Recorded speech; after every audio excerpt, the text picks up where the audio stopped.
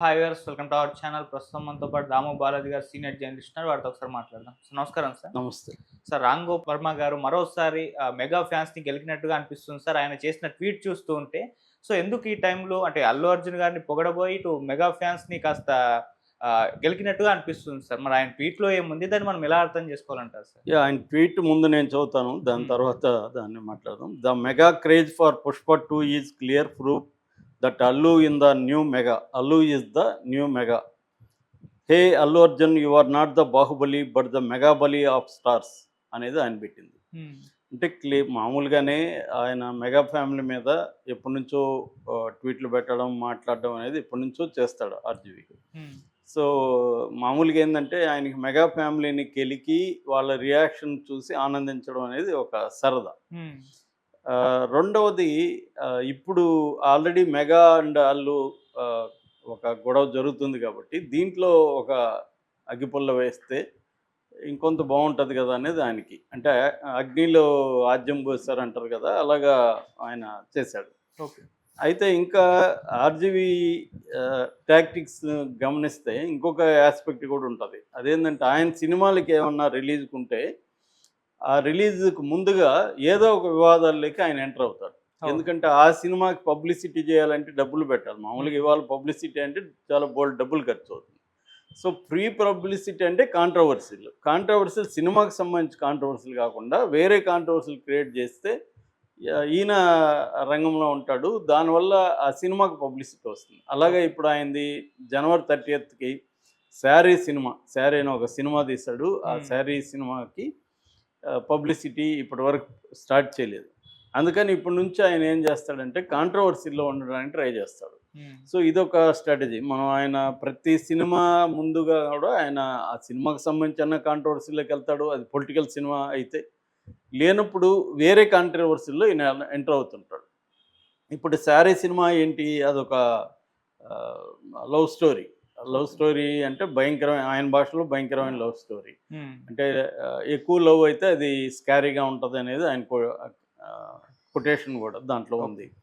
So, అటువంటి ఒక obsessive scary love story తీస్తున్నాడు. హ్మ్. దాంట్లో పెద్ద కాంట్రోవర్సీ అట్లాంటివి కొన్ని వందల వేలు వరల్డ్ వైడ్‌గా వచ్చేసాయి. దాంట్లో ఏమీ లేదు. హ్మ్. సో, పైగా ఆ అమ్మాయి ఎవరో తెలీదు. హీరో ఎవరో తెలీదు. ఆ సినిమా మామూలుగా ఆర్‌జీవి తీసే గొప్ప సినిమాల్లో అదొకటిగా మిగిలిపోయే అవకాశం కనిపిస్తుంది. హ్మ్. ఆ వ్యవహారం అంతా చూస్తే. ఆయనకి నచ్చుండొచ్చు ఆ అమ్మాయి గానీ, జనాలు దాని పట్ల ఏమీ లేదు ఇవాళ.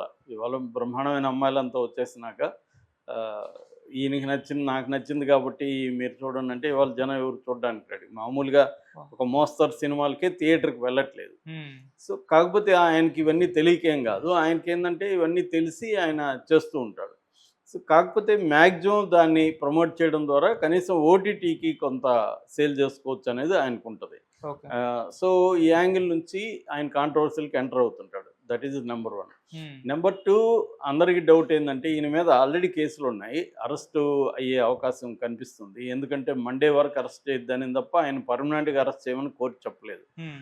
ఆయన మాండమస్ అనే ఒక రిట్ పిటిషన్ వేశాడు. మొత్తం 3 పిటిషన్‌లు ఇప్పటివరకు హైకోర్టులో ఏశాడు. ఒకటేమో కేసులను కొట్టేయమని హైకోర్టులో పిటిషన్ ఏశాడు. ఓకే. దాన్ని క్వాష్ పిటిషన్ అంటారు. దాన్ని హైకోర్టు ఆమోదించలేదు. హ్మ్. అంటే బ్లాంకెట్ ఆర్డర్ మేము ఇవ్వలేము. నీకేమన్నా అరెస్ట్ అవుతానని భయముంటే ఆహ్, ముందస్తు బెయిల్‌కి అప్లై చేసుకోమని జెప్పారు. ఓకే. దాని తర్వాత ముందస్తు బెయిల్‌కి అప్లై చేశాడు. హ్మ్. అది ఏది ఒక కేసులో మద్దిపాడు, ఒంగోలు దగ్గర మద్దిపాడు లో తెలుగుదేశం మండల కార్యదర్శి రామలింగయ్య పెట్టిన కేసది. హ్మ్. కానీ ఆయన మీద మళ్ళీ మళ్ళీ కేసులు పెట్టారు. దాదాపు 9 కేసులు ఇప్పటివరకు మనకు తెలిసి ఉన్నాయన్నమాట. సో, దానివల్ల అన్నిట్లో యాంటిసిపేటరీ బెయిల్‌కి ఇస్తారా? ఒక కేసులోని ఇస్తారా? ఈ కన్‌ఫ్యూజన్ ఉంది. ఓకే. అందుకని ఇప్పుడేం చేస్తాడాయన, మాండమస్ అనే ఒక రిట్ ఏసాడు. మాండమస్ అనే ఒక రిట్ ఏం చెప్తుందంటే, లీగల్‌గా ప్రొసీడ్ అవ్వమండి. చట్టాన్ని ఫాలో కమ్మని, అట్లాగే ఇల్లీగల్‌గా వెళ్ళకని ప్రభుత్వానికి కానీ, పోలీస్ డిపార్ట్‌మెంట్‌కి కానీ కోర్టు ఇచ్చే ఆర్డర్‌ని మాండమస్ అంటారు. హ్మ్. సో, దీంట్లో ప్రభుత్వం ఇల్లీగల్‌గా ఎలా వెళ్తుంది అంటే, ఒక నేరానికి ఒక ఎఫ్ఐఆర్ ఉండాలి తప్ప, ఒక నేరానికి అనేక ఎఫ్ఐఆర్‌లు పెట్టకూడదనేది సుప్రీంకోర్టు అనేక సార్లు చెప్పింది. ఓకే. కానీ ఇక్కడ ఆంధ్రప్రదేశ్ ప్రభుత్వం ఈయన ఒక నేరం అంటే కొన్ని ఏవో ట్వీట్లు చేయడం, అవి ఫోటోలు పెట్టడం అవి చేశాడు కాబట్టి అదే నేరం మీద అనేక పోలీస్ స్టేషన్లో అనేక కేసులు పెట్టడం కరెక్ట్ కాదు. రెండవది, నేను ఎవరినైతే అన్నానో వాళ్ళు కాకుండా సంబంధం లేని వాళ్ళు కేసులు పెడుతున్నారు. అది కూడా ఎప్పుడో 1 ఇయర్ తర్వాత ఇప్పుడు మనోభావాలు దెబ్బతిన్నాయని పెడుతున్నారు. కాబట్టి ఇందులో ఏదో ఒక కుట్రకోణం ఉంది. కాబట్టి వీళ్ళని గవర్నమెంట్‌ని తర్వాత పోలీసుల్ని ఎఫ్ఐఆర్‌లు పెట్టొద్దని చెప్పండి అని వేశారనమాట. అది కూడా మండేకి ఉంది. జస్టిస్ చక్రవర్తి ఆయన జడ్జి గారు మండేకి పోస్ట్ చేశారు. సో ఇదొక యాంగిల్. ఇంకొక యాంగిల్ ఏంటంటే ఈయన బ్యాక్ డోర్‌లో వెళ్ళి లోకేష్‌తోనూ, పవన్ కళ్యాణ్‌తోనూ కాంప్రమైజ్ అయ్యి వాళ్ళకి సారీ చెప్పి తన మీద కేసుల్ని ముందుకు తీసుకెళ్లకుండా ఒక సెటిల్మెంట్ చేసుకున్నాడన్న వార్త కూడా బయటకు వస్తుంది. ఓకే. అది అందులో ఎంత నిజమో తెలీదు. ఎందుకంటే ఈయన లగడపాటి రాజగోపాల్ ద్వారా వెళ్ళాడు అనేది ఒక వార్త వస్తుంది. లగడపాటి ఈయన క్లాస్మేట్ కాబట్టి. సో ఈ యాంగిల్లో తీసుకున్నప్పుడు ఆయన కొంత మెంటల్గా ఫ్రీ అయినట్టు కనబడుతుంది. అంటే కేసులు, అరెస్టుల ఒత్తిడి అనేది ఆయన బయటకు ఎన్ని చెప్పినా, జైలుకి వెళ్తే కథలు రాసుకుంటాను అవన్నీ బయటకు ఎన్నన్నా చెప్పచ్చు మనకు. కానీ జైలుకి వెళ్తే ఆ జైలు జీవితాన్ని అనుభవించడానికైతే అంత ఈజీ అయితే కాదు. అది ఆయనకు కూడా తెలుసు. ఎందుకంటే ఇవాళ ఒక కంఫర్ట్స్కి ఇక్కడ అలవాటు అయిపోయినాక జైల్లో పోయి ఆ డిస్కంఫర్ట్ని ఫీల్ కావాలంటే చాలా కష్టం. నేను ఆయన స్వయంగా చూసే ఆయనకి డిస్కంఫర్ట్స్ అంటే అందరిలాగే ఆయనకు కూడా ఇబ్బందే కదా. ఒక మంచి కారులో వెళ్ళాలి, కారు మారిస్తేనే తిడుతుండేవాడు ఆయన. సో ఇప్పుడు బస్సు ఎక్కెళ్ళలేడు, అట్లా కొన్ని పనులు ఆయన చేయలేడు కదా. అట్లాగే జైల్లో కూడా అంతే. జైల్లో నువ్వు టాయిలెట్కి ఇండియన్ టాయిలెట్ ఉంటుంది, అక్కడ ప్రైవసీ ఉండదు, ఖైదీలు మధ్యలో ఉండాలి. ఇవన్నీ ఆయనకి కష్టం. మామూలుగా ఏంటంటే ఆయనకి నచ్చకపోతే ఎంత గొప్ప రైటర్ అయినా, ఎంత గొప్ప ఇదైనా వాడిని తీసేస్తాడు. ఎందుకంటే ఆయన బేసిక్గా నచ్చాలి. కానీ అక్కడ అవేమి ఉండవు కదా, నీకు అనుకూలంగా ఏమి ఉండవు. అట్లా కథలు రాసుకోవాలంటే కూడా నీకు ఆ మెంటల్ పీస్ ఆఫ్ మైండ్ ఉండాలి కదా, అవేమి ఉండవు అక్కడ. కాకపోతే బయటకు వచ్చి ఆయన వాటి అనుభవాల నుంచి రాయకూడదని ఏం కాదు. కానీ ఆ ఫేస్ చేయడానికి ఆయన ఏమీ అంత రెడీగా లేడు.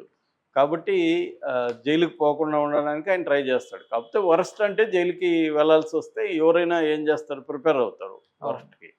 సో అలాగే ఆయన కూడా వరస్ట్ కండిషన్ అంటే నేను ఆడ పోయి రాసుకుంటానని చెప్తున్నాడు. అంటే మెంటల్గా వరస్ట్కి కూడా ప్రిపేర్ అయ్యి ఫైట్ చేయాలి. మామూలుగా ఒక సామెత ఉంటుంది, prepare for the worst and plan for the best అని.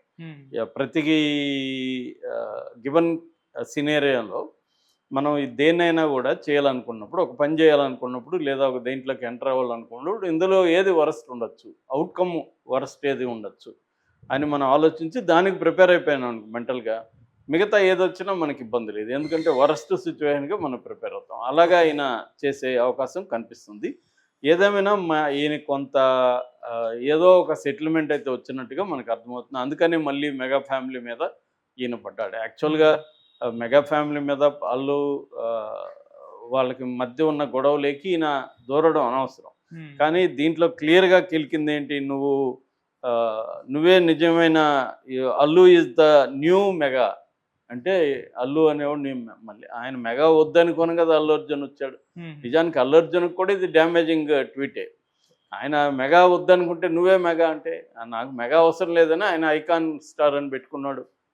వాళ్ళ నీడ నుంచి ఆయన బయటకుంటే ఈయన మళ్ళీ ఆయన్ని ఆ ఫోల్డ్లోకే తీసుకొస్తున్నాడు. దాని తర్వాత మళ్ళీ ఆయన బాహుబలి, మెగా బలి అనే ఇది తీసుకొచ్చారు. You are not for the Baahubali, you are mega bali of stars అని. సో ఇది ప్రతిసారి చేస్తుంటాడు ఆయన, అనేక మందిని ఇలాగే చేస్తుంటాడు. దేవరకొండతో కూడా అలాగే మాట్లాడేటప్పుడు, లైగర్ అప్పుడు ఇలాంటి ట్వీట్లు ఆయన అప్పుడప్పుడు చేస్తుంటాడు.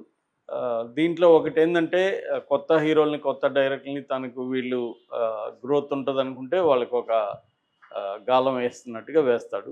రెండవది, దీంట్లో మెగా ఫ్యామిలీని, చిరంజీవిని కొంత ఎగతాళి చేసే కార్యక్రమం కూడా కనిపిస్తుంది. ఓకే. సో మరి దీనివల్ల చాలామంది ఏంటంటే ఆర్జీవి తగ్గేది లేదని పెడుతున్నారు.